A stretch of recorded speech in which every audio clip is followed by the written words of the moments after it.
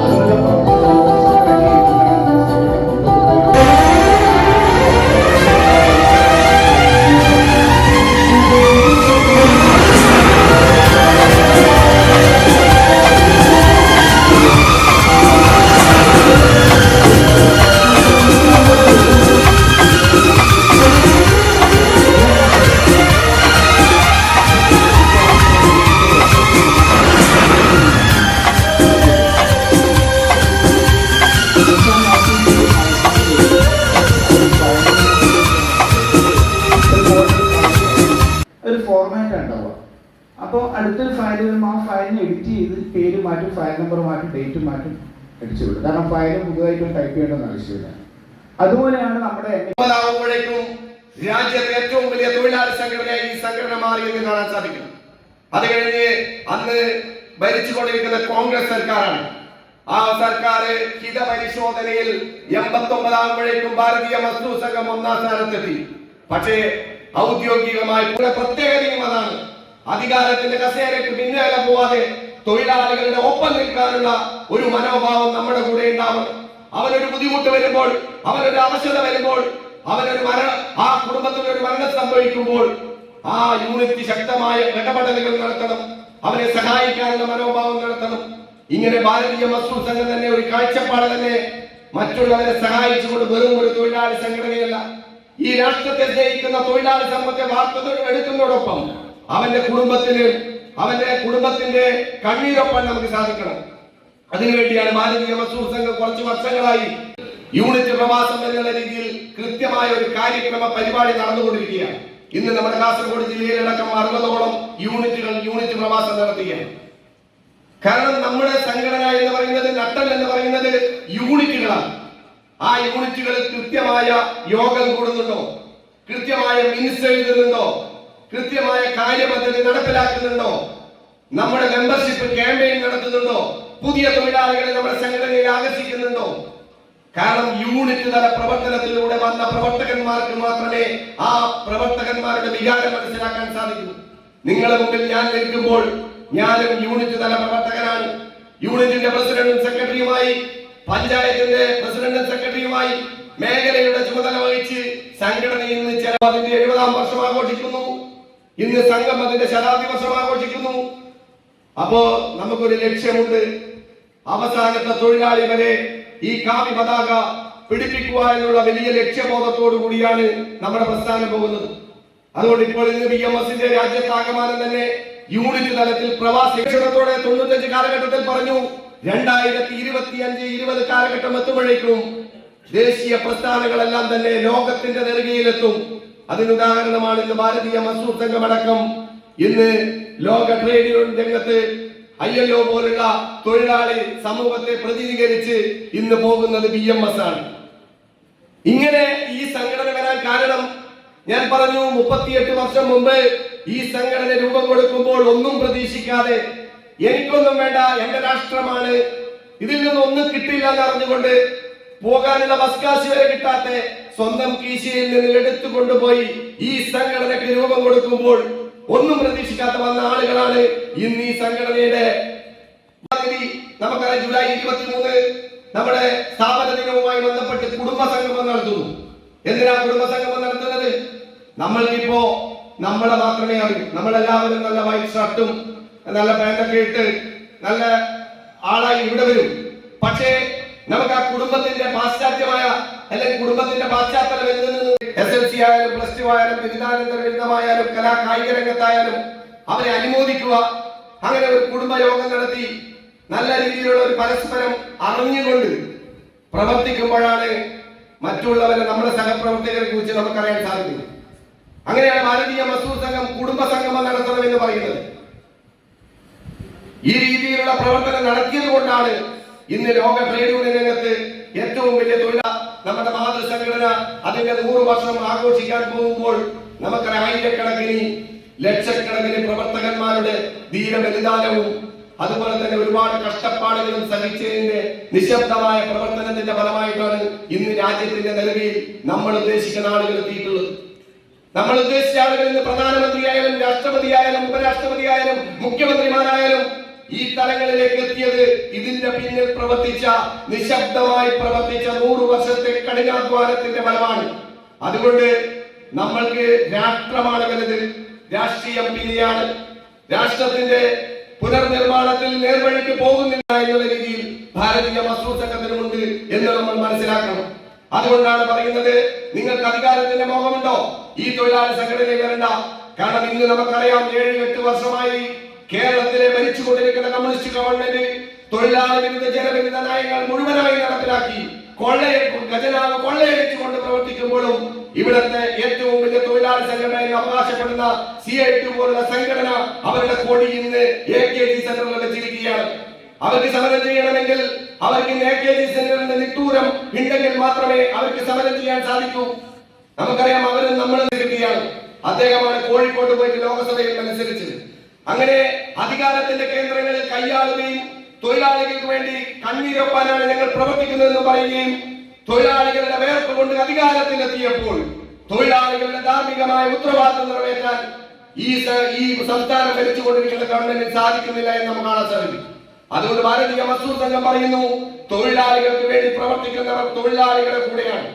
നമ്മുടെ സ്വർഗീയ ദത്തോപ്പാന്തിക്ക് അദ്ദേഹം മനസ്സില്ലാ മനസ്സോടെ പറഞ്ഞു, എനിക്കിത് വേണ്ട, എല്ലാം നിങ്ങൾ ഏറ്റെടുക്കണമെന്ന് പറഞ്ഞ് നിർബന്ധിച്ചു കൊടുത്തപ്പോൾ വെറും 1 വർഷവും 4 മാസം കഴിഞ്ഞപാട് പറഞ്ഞു, എനിക്ക് വളരെ അസ്വസ്ഥതയുണ്ടാക്കുന്നു, എനിക്ക് വളരെയധികം അസ്വസ്ഥതയാണ്, ഇത്രയും കാലം ജീവിച്ച മനസ്സുമായി എനിക്ക് പോകാൻ സാധിക്കുന്നില്ല. കാരണം എനിക്ക് ഈ രാജ്യസഭാ സീറ്റ് എന്നെ വല്ലാതെ അലോസരപ്പെടുത്തുന്നു. ഇത്രയും കാലം തൊഴിലാളികൾ കൂടെ നിന്ന് പ്രവർത്തിച്ച് ഇപ്പോൾ അധികാര കസേര കിട്ടുമ്പോൾ ഞാൻ തൊഴിലാളികളെ മറന്നു പോകുന്നുണ്ടോ എന്നുള്ള ഒരു വലിയ ആകാംക്ഷ അല്ലെങ്കിൽ ഒരു ജിജ്ഞാസ എന്റെ മനസ്സിലുണ്ട് എന്ന് പറയാം. അങ്ങനെ ആ 1 വർഷവും 4 മാസം കഴിഞ്ഞ് ആ രാജ്യസഭാ സീറ്റ് രാജിവെച്ചു.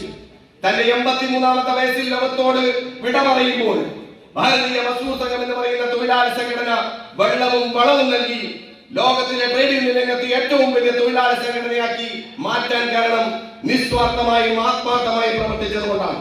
നാളെ പുതിയ തലമുറയെ നമ്മൾ കൊണ്ടുവരണം. 40 വയസ്സിന് താഴെയുള്ള പ്രവർത്തകന്മാർ ഈ സംഘടനയിൽ പ്രവർത്തിക്കണമെന്നാണ് സംഘടന പറയുന്നത്. അതുകൊണ്ട് മുതിർന്ന കാര്യകർത്താക്കന്മാരെ ബഹുമാനിച്ചുകൊണ്ടായിരിക്കണം സംഘടനാ പ്രവർത്തനം ചെയ്യേണ്ടത്. നമ്മൾ വന്ന വഴികളിൽ അവരാണ് നമുക്ക് വഴികാട്ടി തന്നത്. 45 വയസ്സ് ജില്ലാ ഭാരവാഹികൾ, ജില്ലാ സെക്രട്ടറി, 60 വയസ്സ് സംസ്ഥാന കമ്മിറ്റി, 70 വയസ്സ് അഖിലേന്ത്യാ കമ്മിറ്റി. സംഘടനയ്ക്ക് ചില മാറ്റങ്ങളും പുതിയ തലമുറയെ കൊണ്ടുവരണം എന്നുള്ള രീതിയിലാണ് ഇന്നിപ്പോ നിങ്ങളുടെ മുമ്പിൽ ഇരിക്കുന്നത്. ഞാനും ഒരു സാധാരണ പ്രവർത്തകനായി പ്രസിഡന്റ് രാജിവെച്ച DMS-ലാണ്. ബംഗാളിൽ ഒട്ടുമിക്ക നേതാക്കന്മാരും ഇന്ന് ഭാരതീയ മസ്ദൂർ സംഘത്തിന്റെ പ്രവർത്തകന്മാരായി കഴിഞ്ഞു. ഇനിയിപ്പോ ആകെ കാണുന്നത് അറബിക്കടലിന്റെ വക്കിലെത്തിയ കേരളത്തിലാണ്. ഒരു കാലത്ത് ലെനിൻ വന്ന് മുംബൈ തെരുവീതികളിൽ ലെനിൻ വന്ന് പറഞ്ഞത്, ലോകത്ത് എവിടെ ചെങ്കൊടി പോയാലും ഈ സ്ഥലത്തും ഈ മുംബൈ തെരുവീതികൾ ഒരിക്കലും മാറ്റം വരില്ല എന്ന് പറഞ്ഞാൽ ഇന്ന് മുംബൈ തെരുവീതികളിൽ പോയി ഇന്ന് രാജ്യത്തെ തൊഴിലാളികൾ എല്ലാം തന്നെ കമ്മ്യൂണിസ്റ്റ് ആശയം വിട്ടിരിക്കുകയാണ്. അതിനുള്ള കാരണം അവരുടെ പ്രത്യയശാസ്ത്രമാണ്. ഇന്ന് നമുക്കെന്നെ കേരളത്തിൽ തന്നെ കാണാൻ സാധിക്കും. അവരുടെ ആശയപരമായ പാപ്പരത്വത്തിന്റെ ഒടുവിലത്തെ ഉദാഹരണമാണ് ഈ കഴിഞ്ഞ തെരഞ്ഞെടുപ്പുകളിൽ ഇവിടുത്തെ ജനങ്ങൾ അരിവാൾ ചുറ്റിക നക്ഷത്രം കണ്ടാൽ മാത്രമേ വോട്ട് ചെയ്യൂ എന്നുള്ള കാലം മാറി ഇന്ന് ആ ചിഹ്നത്തെ മറന്നുകൊണ്ട് മറ്റുള്ള ചിഹ്നത്തിന് വോട്ട് ചെയ്യേണ്ട അവസ്ഥയിലേക്ക് എത്തിയിരിക്കുന്നു എന്നുള്ളത്. അതുകൊണ്ട് തൊഴിലാളികൾക്ക് നല്ല ബോധമുണ്ട്. പാവപ്പെട്ടവർക്ക് ബോധമുണ്ട്. അവരുടെ ഒന്നും തന്നെ ഇന്ന് കൊടുക്കാതെ 8-10 മാസത്തോളമായി തൊഴിലാളിയുടെ അംശാദായം അടച്ച പൈസ കൊടുക്കുന്നില്ല, അവരുടെ പെൻഷൻ കൊടുക്കുന്നില്ല, നിർമ്മാണ തൊഴിലാളികളുടെ അവരുടെ ആനുകൂല്യങ്ങളെ തന്നെ തടഞ്ഞു വെച്ചിരിക്കുകയാണ്. അതുപോലെ ഇപ്പൊ ഏറ്റവും നല്ല രീതിയിൽ പോകുന്ന മോട്ടോർ തൊഴിലാളി ക്ഷേമനിധി ബോർഡ്, ആ ബോർഡിൽ നിന്ന് ഏകദേശം 100 കോടി രൂപ വകമാറ്റി ചെലവഴിക്കുകയാണ്. അങ്ങനെ ഏതെല്ലാം മേഖലയിൽ കൈയിട്ട് വാരാൻ പറ്റുമോ അതിലൊക്കെ കൈയിട്ട് വാരിക്കൊണ്ട് ഖജനാവ് കൊള്ളയടിച്ചുകൊണ്ട് ഇനി ഏതായാലും ഒരിക്കലും ഈ പാർട്ടി അധികാരത്തിൽ വരില്ല എന്നുള്ള ഉത്തമ ബോധ്യത്തോടു കൂടിയാണ് നമ്മുടെ മുഖ്യമന്ത്രി പ്രവർത്തിക്കുന്നത് എന്നുള്ള കാര്യത്തിൽ യാതൊരു കെട്ടിപ്പടുക്കുന്നതിന് വേണ്ടി വന്ന സംഘടനയാണ്, അല്ലാതെ താൽക്കാലിക സുഖത്തിന് വേണ്ടി വന്നവരല്ല. അതുകൊണ്ട് ആ ലക്ഷ്യത്തിലേക്ക് എത്താൻ ഇനിയും നമ്മുടെ ഒരുപാട് സഹോദരങ്ങൾ ഈ യൂണിയനിലേക്ക് വരാനുണ്ട്. ആ യൂണിയനിലേക്ക് അടുപ്പിച്ചുകൊണ്ട് നമ്മുടെ ഈ സംഘടന ഭാരതീയ മസ്ദൂർ സംഘം എന്ന് പറയുന്ന ഈ തൊഴിലാളി സംഘടനയെ ഇനിയും വളരെ മുന്നിലെത്തിക്കാൻ നമ്മൾക്കെല്ലാം കാരണം ഒരു തെറ്റായ സ്ഥലത്താണ് ദൈവമേ ഞാൻ വന്നു പെട്ടതെന്ന് ഞാൻ ഒരു നിമിഷം ആലോചിച്ചു പോയി. സത്യം, കന്നഡ എന്ന് പറയുന്ന ഒരു ഭാഷ മനസ്സിലാവുമെങ്കിലും അതിന് നമ്മൾ എങ്ങനെ കമ്മ്യൂണിക്കേറ്റ് ചെയ്യും എന്നുള്ളത് വലിയൊരു പ്രധാനപ്പെട്ട ഘടകമാണ്. അതുകൊണ്ട് ഞാൻ വളരെ പേടിച്ചിരുന്ന അടുത്ത് ഷാജി സാറിനോട് ചോദിച്ചു, സാർ ഇവർക്ക് മലയാളമൊക്കെ അറിയാമോ? പ്രത്യേകിച്ച് ഞങ്ങൾ തിരുവനന്തപുരത്തുകാർ സംസാരിക്കുന്ന പലതും നിങ്ങൾക്ക് മനസ്സിലാവില്ല, നിങ്ങളിവിടെ സംസാരിക്കുന്ന പലതും ഞങ്ങൾക്ക് മനസ്സിലാവാത്ത ഒരവസ്ഥയാണ്. അതിൽ ഏറ്റവും വലിയ ഉദാഹരണം, ഞാൻ സൈന്യത്തിൽ ചേരുന്ന സമയത്ത് ഞങ്ങൾ 53 ആൾക്കാരാണ് സൈന്യത്തിൽ മലയാളികളായി ഒന്ന് ജോയിൻ ചെയ്യുന്നത്. 2002 അപ്പോൾ അതിൽ 53 പേരിൽ 52 കണ്ണൂരുകാരും ഞാനൊരു തിരുവനന്തപുരംകാരനുമാണ്. ഒരു ട്രോളും ഞാൻ പറയുന്ന പലതും, ഉദാഹരണത്തിന് ഞങ്ങളിവിടെ കൺവീനറിന് പ്രത്യേക ചുമതല കൊടുത്തു. അതായത് നമ്മുടെ P3 പ്രസിഡന്റ് സെക്രട്ടറി എന്ന് പറയുന്നത് P3യുടെ കാര്യങ്ങൾ നോക്കും, P4ന്റെ സെക്രട്ടറി P4ന്റെ കാര്യങ്ങൾ നോക്കും, അതിന് GDS അങ്ങനെ വേറിട്ട് കാര്യങ്ങൾ നോക്കും. നേരെ മറിച്ച് എല്ലാ സംഘടനകളെയും കോർഡിനേറ്റ് ചെയ്തുകൊണ്ട് നമ്മുടെ സംഘടനാ കാര്യങ്ങൾ നോക്കാൻ വേണ്ടിയിട്ട് കൺവീനർ എന്ന ഒരു പോസ്റ്റ്, അതായത് അത് നമ്മുടെ കൃഷ്ണകുമാർജിയാണ്, അദ്ദേഹമാണ് നമ്മുടെ സംഘടനയുടെ മൊത്തം ചുമതല നോക്കി കൈകാര്യം ചെയ്യുന്നതാണ്. അതുമാത്രമല്ല, അദ്ദേഹത്തിന്റെ പ്രവർത്തനത്തിൽ സൗകര്യം നൽകാൻ വേണ്ടിയിട്ട് നമ്മൾ 3 റീജിയനായിട്ട് തിരിച്ചിട്ട്, northern region, southern region, central region എന്ന 3 റീജിയൻ കോർഡിനേറ്റർമാരെ നിയമിക്കുകയും ആ കോർഡിനേറ്റർമാരാണ് പിന്നെ അതാത് റീജിയനിലെ ആൾക്കാരെ കോൺടാക്ട് ചെയ്യും കാര്യങ്ങൾ. റിസൾട്ട് നമുക്ക് ഈ ഒരു 8 മാസം കൊണ്ട് ഇവിടെ കണ്ടെത്താൻ കഴിഞ്ഞിട്ടുണ്ട്. നമ്മുടെ ഈ കഴിഞ്ഞ ക്യാമ്പയിനിൽ നമ്മൾ 1000-ഓളം മെമ്പർഷിപ്പ് പുതുതായിട്ട് ചേർക്കാനാണ് തീരുമാനിച്ചതെങ്കിൽ നമുക്ക് ഏതാണ്ട് 850 മേലെ മെമ്പർഷിപ്പ് നിൽക്കുന്ന കാര്യം. നമ്മൾ ആലോചിക്കേണ്ട ഒരു കാര്യം, നിങ്ങൾക്ക് നോക്കിയ ഫോൺ കേട്ടിട്ടുണ്ടാവും. ഒരു 10-15 വർഷം മുമ്പ് ഇവിടെ മൊബൈൽ ഫോൺ രംഗത്ത് നോക്കിയ എന്ന് പറഞ്ഞാൽ അവരുടെ അപ്രമാദിത്വമായിരുന്നു. ആരുടെ കയ്യിലും 33-10 ഫോണുണ്ട്. കാരണം നിലത്ത് വീണാലും ചെറിയ എടുത്തു വെച്ചാൽ ഫോൺ ഓക്കെയാണ്. ഈ ഒരു കാലഘട്ടത്തിൽ നിന്ന് പെട്ടെന്ന് ഒരു ദിവസം അവർ ഔട്ടായി. എന്താണെന്നറിയോ? ആൻഡ്രോയിഡ് പ്ലാറ്റ്ഫോം വന്നു, ആൻഡ്രോയിഡ് സോഫ്റ്റ്വെയർ വന്നപ്പോൾ അവർ കാര്യത്തിനനുസരിച്ച് അത് മാറാതെ സാംസങ്, സോണി പോലത്തെ മറ്റുള്ള അവരൊക്കെ തന്നെ ഈ ആൻഡ്രോയിഡ് പ്ലാറ്റ്ഫോമിലേക്ക് മാറുകയും ടച്ച് ഫോൺ പോലുള്ള കാര്യം വന്നത് വിപ്ലവകരമായ മാറ്റം വന്നു ടെലിഫോൺ മേഖലയിൽ. നോക്കിയ എന്ന ബഹുരാഷ്ട്ര കമ്പനി അതോടെ പൊളിഞ്ഞടിഞ്ഞു. ഇപ്പൊ നോക്കിയ മൈക്രോസോഫ്റ്റ് ഓപ്പറേറ്റിംഗ് സിസ്റ്റത്തിൽ കയറി വരുന്ന പക്ഷെങ്കിൽ ആ രീതിയിൽ മാറ്റങ്ങൾ വരുമ്പോൾ അതിന് കാലാനുസൃതമായിട്ട് മാറ്റങ്ങൾ ഉൾക്കൊള്ളാത്തതുകൊണ്ടാണ് ആ ഫോൺ കമ്പനി പൊട്ടിപ്പോയത്. അതുപോലെ തന്നെ നമ്മളെ ഡിപ്പാർട്ട്മെന്റ് ഓഫ് പോസ്റ്റ് ഈ വാട്സപ്പും ഫേസ്ബുക്കും ഇമെയിലും മറ്റുള്ള കാര്യങ്ങളും ന്യൂജൻ മീഡിയ വരുമ്പോൾ നമ്മൾ അതിന് കണക്കായിട്ട് കാലാനുസൃതമായ മാറ്റങ്ങൾ വരുത്താതെ പോസ്റ്റ് കാർഡും ഇന്റർനെറ്റ് കെട്ടിപ്പിടിച്ചുകൊണ്ടിരുന്നപ്പോൾ നമ്മളും ഒരു തകർച്ചയുടെ വക്കിലായിരുന്നു. അതായത് കാര്യമായിട്ട് നോക്കിയിട്ടില്ല എന്നുള്ളതാണ് വാസ്തവം. പക്ഷെ അപ്പോഴാണ് ശ്രീ നരേന്ദ്രമോദിജി സർക്കാർ അധികാരത്തിൽ വരുന്നത്. അദ്ദേഹം വരുന്ന നോക്കുമ്പോൾ കാണുന്നത് ഇന്ത്യയിൽ കന്യാകുമാരി മുതൽ കാശ്മീർ വരെ പടർന്നു നിൽക്കുന്ന ഒരു വലിയൊരു നെറ്റ്വർക്ക്. അപ്പോൾ പ്രൈവറ്റ് കമ്പനിക്കാർ ഈ നെറ്റ്വർക്കിനെ പിടിക്കാൻ വേണ്ടി നിൽക്കുക. കാരണം ഇത്രയും വാസ്റ്റ് നെറ്റ്വർക്ക് ഉപയോഗിച്ച് അവരുടെ സാധനം മാർക്കറ്റ് ചെയ്യുക, ഇത്രയും നല്ല ശൃംഖല കിട്ടാൻ വേണ്ടി അവർ പലതും പറഞ്ഞ് മറ്റുള്ള ഗവൺമെന്റുകളെ സ്വാധീനിച്ചുകൊണ്ട് നിൽക്കുക. അപ്പോഴാണ് മോദിജി കാണുന്നത് ഇതെന്തുകൊണ്ട് നമുക്ക് മാർക്കറ്റ് ചെയ്തുകൂടാന്ന രീതിയിൽ. അങ്ങനെ ഡിപ്പാർട്ട്മെന്റിനെ പടിയായി മാറ്റിക്കൊണ്ട് ഡിപ്പാർട്ട്മെന്റിലെ പഴയ പ്രൊഡക്ട്സിന് വരുമ്പോൾ പുതിയ പല സാധനങ്ങളും ഇവിടെ ഇറക്കിക്കൊണ്ട് അതിൽ IPPV കൊണ്ടുപോകും, AEPS കൊണ്ടുപോകും, CSC കൊണ്ടുപോകും, ആധാർ എനാബിൾ ചെയ്തു. അതുപോലെ നമ്മുടെ ബാങ്കിങ് ഫുൾ ഓൺലൈനാക്കി മാറ്റി, ATM കൊണ്ടുപോകും. നമ്മൾ ഡെപ്പോസിറ്റ് ചെയ്യുമ്പോൾ ഇപ്പോൾ ICICIയിലൊക്കെ മെസ്സേജ് വരുന്ന പോലെ നമ്മുടെ ഫോണിൽ മെസ്സേജ് വരാൻ തുടങ്ങി. എല്ലാം ഓൺലൈനാക്കി മാറ്റി. അങ്ങനെ വിവിധങ്ങളായ മാറ്റി. അവരങ്ങനെ മൊബൈൽ പോസ്റ്റ് ചെയ്ത് ഉടനെ നമ്മുടെ ഫോണിൽ മെസ്സേജ് ചെയ്യും. അത് സ്റ്റെപ്പ് ഇവിടെ എത്തുന്നവരെ മെസ്സേജ് ചെയ്യും. അപ്പോൾ നമ്മൾ കഴിയോ നമ്മൾ ആറല്ലേ ഇവിടുന്ന് വിട്ട് കഴിഞ്ഞാൽ 10-15 ദിവസം കഴിഞ്ഞിട്ട് കിട്ടും. അപ്പോൾ നമ്മൾ സ്പീഡ് പോസ്റ്റ് 4ാമത്തെ ദിവസം ഡെസ്റ്റിനേഷൻ എത്തും. ഇവിടുന്ന് വിട്ട ഉടനെ മെസ്സേജ് വരുന്നു ഫോണിൽ, ഡെലിവറി ചെയ്യുന്ന പോലെ അയാൾക്ക് മെസ്സേജ്. നമ്മളും അതുപോലെ അപ്ഡേറ്റ് ചെയ്ത് കാര്യങ്ങൾ മാറി നമ്മുടെ ഡിപ്പാർട്ട്മെന്റ് ഓഫ് പോസ്റ്റ് ഏതിന് വെല്ലുന്ന രീതിയിലേക്ക് ടെക്നോളജി മാറ്റിയെടുത്തുകൊണ്ടിരിക്കുകയാണ് ഈ മോദിജി സർക്കാർ. കഴിഞ്ഞ 10 വർഷം കൊണ്ട് ഇന്നിപ്പോൾ ഇന്ത്യയിൽ ഏറ്റവും കൂടുതൽ ജനങ്ങൾ ആശ്രയിക്കുന്ന ഒരു ഡിപ്പാർട്ട്മെന്റായി നമ്മൾ മാറിക്കഴിഞ്ഞു. ഇപ്പൊ മോദിജിയുടെ പൈസ എന്ന് പറഞ്ഞിട്ട് കിസാന്റെ പൈസ വാങ്ങാൻ വേണ്ടിയിട്ട് ആൾക്കാർ നമ്മളെടുത്താണ് വരുന്നത്. കാരണം കഴിഞ്ഞ ആധാർ അപ്ഡേറ്റ്സിൽ ഒരുവിധം എല്ലാവരും തന്നെ നമ്മുടെ ഇതുമായിട്ട് അപ്ഡേറ്റ് ചെയ്തപ്പം പൈസ ഇവിടെ വരാൻ തുടങ്ങി.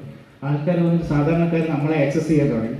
അതിപ്പോൾ കോപ്പറേറ്റീവ് സെക്ടറിൽ വലിയ ആൾക്കാർ മാസമായിട്ട് അവർക്ക് പൈസ വിഡ്രോ ചെയ്യാൻ തുടങ്ങി. എല്ലാവരും ഏറ്റവും കൂടുതൽ ആൾക്കാർ വന്നത് കാരണം ഞാൻ SB സെക്ഷനും എസ് പിയുമായിട്ട് ഡീൽ ചെയ്യുന്ന ആളാണ്. അതുകൊണ്ടാണ് എത്രയോ പൈസ ഓരോ ദിവസം 2-3 ലക്ഷങ്ങളായിട്ട് നമ്മുടെ ഡിപ്പാർട്ട്മെന്റ് ഓഫ് പോസ്റ്റിലേക്ക് വന്നുകൊണ്ടിരിക്കുകയാണ്. ഇനി വരുന്ന 6 മാസം കൊണ്ട് നിങ്ങൾ നോക്കിക്കോളൂ, ഇവിടെ നമ്മുടെ കേരളത്തിലെ സമ്പദ് വ്യവസ്ഥ അങ്ങേയറ്റം ഗതികെട്ടിലായിരിക്കുകയാണ്. ട്രഷറിയിൽ നിന്നും ഇനി പൈസ കിട്ടില്ല, ഡെപ്പോസിറ്റ് ചെയ്ത് കൊടുക്കുന്ന പൈസ വിഡ്രോ ചെയ്യാൻ പറ്റില്ല. തീർച്ചയായിട്ടും ആ പൈസയും കൂടി നമ്മുടെ അക്കൗണ്ടിലേക്ക് വരാൻ പോകുന്നത്. അതുകൊണ്ട് നമ്മളെല്ലാം വിജിലൻ്റ് ആയിട്ട് നോക്കണം. നമുക്ക് ഇഷ്ടംപോലെ ഡെപ്പോസിറ്റ് കിട്ടുന്ന ഒരവസ്ഥ സംജാതമാണ്, ഷുവറാണ്. അപ്പോൾ നമ്മളങ്ങനെ ഡിപ്പാർട്ട്മെന്റ് വിവിധങ്ങളായ പദ്ധതികളിലൂടെ മാറ്റിയെടുത്തുകൊണ്ട് അതുപോലെ തന്നെ നമ്മുടെ ഡിപ്പാർട്ട്മെന്റ് ജീവനക്കാരുടെ ജീവിത നിലവാരം നമ്മൾ ഏതാണ്ട് 10-12 കൊല്ലം മുമ്പുള്ള നമ്മുടെ GDS-കാരൻ്റെ അവസ്ഥ നിങ്ങൾ ആലോചിച്ച് നോക്കും. ഇന്നിപ്പോൾ GDS-കാരന് ഒരു MTS ഡിപ്പാർട്ട്മെന്റ് കയറുമ്പോൾ അവന് സ്റ്റാർട്ടിംഗ് സാലറി 30,000 8 മണിക്കൂറിന് കിട്ടുമ്പോൾ ഇന്ന് കയറുന്ന GDS-കാരന് 15,000 രൂപ കിട്ടുന്നു, 16,000 രൂപ കിട്ടുന്നുണ്ട്. ഡിപ്പാർട്ട്മെന്റ് അതേ സ്റ്റാൻഡേർഡിലേക്ക് വളർത്തിക്കഴിഞ്ഞു. മുമ്പ് നമ്മൾ പോയപ്പോയില്ലേ ഏകദേശം 22ഓളം ബിടെക്കുകാരാണ്, 2 ആയുർവേദ ഡോക്ടർമാർ, നെറ്റും സെറ്റും കഴിഞ്ഞിട്ടുള്ള ആൾക്കാർ ഇവിടെ വന്ന് നമ്മളെ പോസ്റ്റ് ഓഫീസിൽ വർക്ക് ചെയ്യാം. അപ്പോൾ ഒരു അങ്ങനെ ഒരു ഡീസൻ്റ് ആയിട്ടുള്ള ജോലി, നല്ല ഡീസൻറ്റ് ജോലി മാറി 4 മണിക്കൂർ കഴിഞ്ഞും ബാക്കി സമയത്ത് നമുക്ക് ബാക്കി കാര്യങ്ങൾ ചെയ്യാം, പഠിക്കേണ്ട കാര്യങ്ങൾ ചെയ്യും. അതുകൊണ്ട് എല്ലാവരും നമ്മുടെ ഡിപ്പാർട്ട്മെന്റിലേക്ക് വരികയാണ്. അപ്പോൾ അത്രയും ആകർഷകമായിട്ടുള്ള രീതിയിൽ നമ്മളെ ഈ പോസ്റ്റൽ മേഖലയെ മാറ്റിയെടുക്കാൻ ഈ BMS പോലുള്ള പ്രസ്ഥാനം BPF-ഉം നമ്മൾ ഗവൺമെന്റ് ഉണ്ടാക്കിയ സമ്മർദ്ദങ്ങളും അവർ ഈ ഇന്ത്യ ഗവൺമെന്റും കൂടി ചേർന്നാണ് 10-12 വർഷം കൊണ്ട് നമ്മുടെ ഡിപ്പാർട്ട്മെന്റ് ഓഫ് പോസ്റ്റിനെ ഈ രീതിയിലേക്ക് മാറ്റി.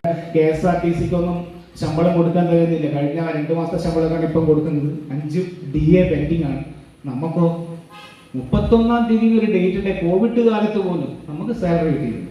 ബോണസ് വളരെ കൃത്യമായിട്ട് കിട്ടുന്നുണ്ട്, DA വളരെ കൃത്യമായിട്ട് കിട്ടുന്നു. ഒരു ആനുകൂല്യങ്ങളും നമുക്ക് മുടക്കില്ല, എല്ലാ കാര്യങ്ങളും നമുക്ക് വൃത്തിയിൽ കിട്ടുന്നുണ്ട്. അങ്ങനത്തെ ഒരു ഡിപ്പാർട്ട്മെന്റാണ് നമ്മൾ. അത് പിന്നെ അത്രയും നന്നായിട്ട് നമ്മുടെ ഡിപ്പാർട്ട്മെന്റ് ഗവൺമെന്റ് സംരക്ഷിച്ചു കൊണ്ടുവരുന്നത്. അതുകൊണ്ട് ഏതാണ്ട് ഈ ഡിഫൻസിനൊക്കെ കൊടുക്കുന്ന പോലെ 8 കൊല്ലത്തെ അഡ്വാൻസ് ബഡ്ജറ്റ് നമുക്ക് പാസ്സാക്കുന്നു. അപ്പം നമ്മുടെ ഡിപ്പാർട്ട്മെന്റിന് പ്രൈമായിട്ടാണ് ഗവൺമെന്റ് ഈ മാസ് നെറ്റ്വർക്ക് ഇനിയും ഗവൺമെന്റ് ഉപയോഗിക്കാനുണ്ട്. ഇനിയുള്ള ക്ഷേമ പദ്ധതികളും ക്ഷേമ പൈസകളൊക്കെ നമ്മുടെ ഡിപ്പാർട്ട്മെന്റ് ഓഫ് പോസ്റ്റിന്റെ അക്കൗണ്ട് ത്രൂ വരാനുള്ള സാധ്യത കാണുന്നുണ്ട് എന്നാണ് കഴിഞ്ഞ പല മീറ്റിങ്ങുകളിൽ പോയപ്പോൾ അധികാരികൾക്ക് മനസ്സിലാക്കാൻ പറ്റും. അപ്പോൾ എന്ത് വേണം, ഇപ്പോൾ നമ്മൾ തൊഴിൽ മേഖലയിൽ വർക്ക് ചെയ്യുമ്പോൾ നമ്മുടെ രാഷ്ട്ര സേവനം എന്നുള്ള രീതിയിൽ വളരെ സിൻസിയറായിട്ട് പ്രവർത്തിക്കുക. IPP പോലത്തെ ഇപ്പോൾ എൻ്റെ ചില ഓഫീസുകളിൽ നമുക്ക് തന്നെ പരാതി കിട്ടുന്നതാണ്. നമ്മുടെ കൂട്ടത്തിലുള്ള ആൾക്കാർ തന്നെ IPP വരുമ്പോൾ അവർ സ്കിപ്പാവും, മെലേക്ക് ചെയ്യുന്നില്ല, ഒഴിഞ്ഞു മാറുക, കുറേ ആൾക്കാർ അങ്ങനത്തെ പരിപാടികളൊക്കെ ഉണ്ട്. അപ്പോൾ നമ്മൾ എന്ത് കേൾക്കുമ്പോൾ BPF എന്ന് പറയുമ്പോൾ അവർ നന്നായിട്ട് പണിയെടുക്കുന്ന കൂട്ടരാണ്. ആ രീതിയിലൊരു മെസ്സേജ് മാറ്റിയെടുക്കാൻ വേണ്ടി നമ്മളെ പ്രവർത്തകർ നന്നായിട്ട് ആത്മാർത്ഥമായിട്ട് പ്രവർത്തിക്കുന്ന ആൾക്കാരായിരിക്കണം. കാരണം ഇപ്പം കേരള ഗവൺമെന്റിലൊക്കെ നമ്മൾ കാണുന്നുണ്ട് അവർക്ക് മാസശമ്പളം പോലും കിട്ടാത്ത അവസ്ഥയിൽ നിൽക്കുന്ന ഒരു ഇതിൽ നമുക്ക് ഗതികേടിൽ നമുക്ക് അത്രയും നല്ലൊരു പ്ലാറ്റ്ഫോമിൽ നമുക്ക് നിൽക്കുകയാണ്. ഈ ഒരു സമയത്ത് നമ്മളെ പ്രവർത്തനം നല്ല രീതിയിലായിരിക്കണം ഡിപ്പാർട്ട്മെന്റിൽ. തീർച്ചയായിട്ടും ഇപ്പോൾ നമ്മുടെ അഡ്മിനിസ്ട്രേറ്റീവ് അവരെ ഇന്നത്തെ ഈ ദാമോദർ മെമ്മോറിയൽ എന്ന് പറയുമ്പോൾ നമ്മൾ അവരെ കൂടി ഓർമ്മിക്കേണ്ടത് നമ്മളെ കടമയാണ്. എല്ലാ വർഷവും നമ്മൾ ദാമോദർ മെമ്മോറിയൽ, അതേപോലെ SR ഭട്ട് മെമ്മോറിയൽ എന്ന് പറയുന്ന പേര് മാത്രമാണ് ഞാൻ കേട്ടിട്ടുള്ളത്. പക്ഷെ അവരെ കൂടി നമ്മൾ ഓർക്കേണ്ടതാണ്. ദാമോദർ മെമ്മോറിയൽ എന്ന് വെച്ചാൽ അവർ പുല്ലൂർ GDS MD ആയി വർക്ക് ചെയ്യുന്നുണ്ടായിരുന്നു. അവർ ഒരു അറ്റാക്കിലൂടെ മർഡറായ ഒരു വ്യക്തിയാണ്. അപ്പോൾ അവരെ ഓർമ്മക്കായി നമ്മൾ കേരള സിലബസിൽ ഹയസ്റ്റ് മാർക്ക് ലഭിച്ച കുട്ടികൾക്ക് ഈ അവാർഡാണ് കൊടുക്കുന്നത്. അതേപോലെ തന്നെ SR ഭട്ട് മെമ്മോറിയൽ, അദ്ദേഹം ബായാർ BPM ആയിരുന്നു, സർവീസിലിരിക്കെ മരിച്ച ഒരു വ്യക്തിയാണ്. അവരെ ഓർമ്മയ്ക്ക് വേണ്ടി നമ്മൾ ഈ അവാർഡ് നൽകുന്നതാണ്. ഇന്നിപ്പോൾ ഈ അവാർഡിന് വേണ്ടി അർഹതായിട്ടുള്ള ഒരു കുട്ടി Shri Kumari Abhijna NG, daughter of A Gopal Naik, GDS MC Chengala. ഇവരെ ഞാൻ വേദിയിലേക്ക് ക്ഷണിക്കും. സെക്ഷനമെടുത്ത് ഹാളിൽ കയറിയിരിക്കണമെന്ന് അഭ്യർത്ഥിച്ചുകൊണ്ട് ഈ സെക്ഷൻ അവസാനിച്ചതായി അറിയിക്കുന്നു.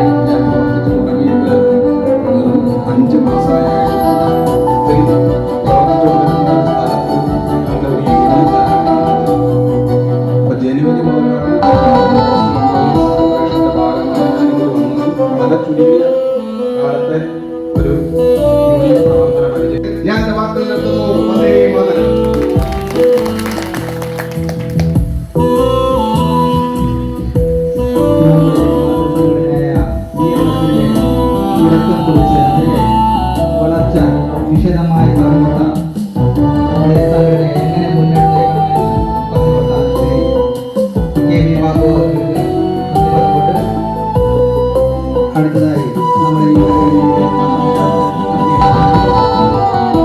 ശ്രീ രാജേന്ദ്ര പ്രസാദ് അവരെ ക്ഷണിക്കപ്പെടുന്നു.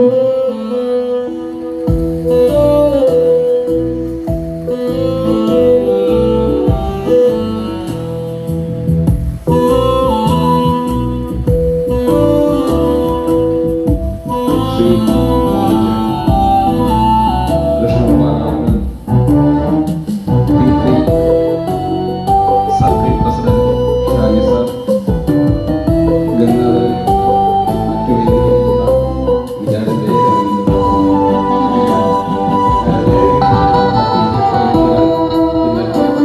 സഹോദരന്മാരെ, ഗുരുവിന്റെ മറ്റു വ്യക്തികളെ എല്ലാവർക്കും നമസ്കാരം.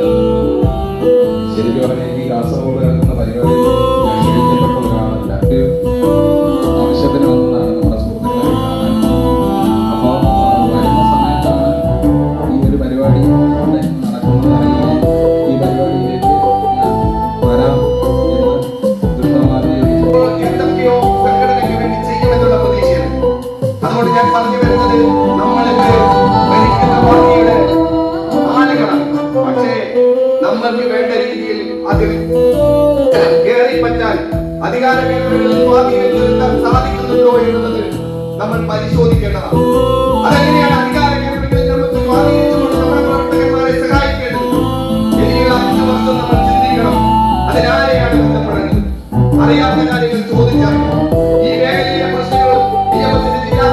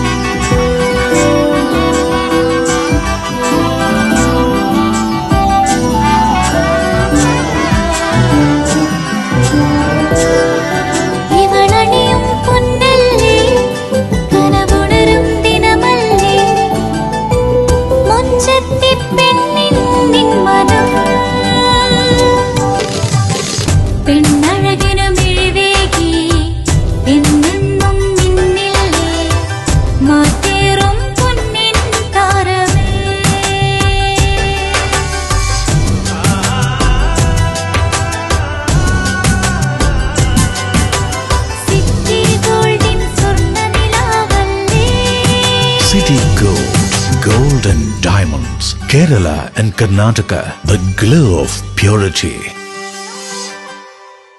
City Gold, Gold and Diamonds, Kerala and Karnataka. Venus Trading and Services, your trusted partner in Qatar. Looking for reliable services in Qatar? Welcome to Venus Trading and Services, your trusted partner near Al Said Bakery in Muntasa, Doha. Let us introduce our range of activities. At Venus Trading and Services, we offer certificates attestation in India and Qatar, legal translation in several languages, police clearance certificates, data flow and Prometric, company formation, health card services. Our experienced team ensures smooth and hassle-free processes. Choose Venus Trading and Services as your trusted partner in Qatar. Contact us today, 55488910. Venus Trading and Services, near Al Said Bakery in Muntasa, Doha. Partner with Al Farha Tours and Service. ലക്ഷ്യം മികച്ച ജോലിയാണെങ്കിൽ പഠിക്കാം റൂട്രോണിക്സിന്റെ government അംഗീകൃത കോഴ്സുകൾ. കേരളത്തിലുടനീളമുള്ള അംഗീകൃത പഠന കേന്ദ്രങ്ങൾ വഴി SSLC, +2, diploma, degree പഠനം പൂർത്തിയാക്കിയവർക്ക് ഇപ്പോൾ അപേക്ഷിക്കാം. SC/ST വിദ്യാർത്ഥികൾക്ക് 100% സൗജന്യവും ഒപ്പം മറ്റ് വിഭാഗങ്ങൾക്ക് നിബന്ധനകളോടെ 20% വരെ ഫീസ് ഇളവിലും പഠിക്കാൻ അവസരം. PSC നിയമനങ്ങൾക്ക് യോഗ്യമായ ഗവൺമെന്റ് അംഗീകൃത കോഴ്സുകൾ കൂടാതെ റൂട്രോണിക്സ് സർട്ടിഫൈഡ് കോഴ്സുകളും തിരഞ്ഞെടുക്കാം. കമ്പ്യൂട്ടർ പരിജ്ഞാനം നേടാം, ജോലി സാധ്യതകൾ കൂടുതൽ ഉറപ്പുള്ളതാക്കാം. കേരള സ്റ്റേറ്റ് റൂട്രോണിക്സിലൂടെ സുരക്ഷിതമായ ഭാവിക്ക് ഉറപ്പുള്ള അടിത്തറ. വിളിക്കൂ 9072 767 005 or visit www.eduskilling.com.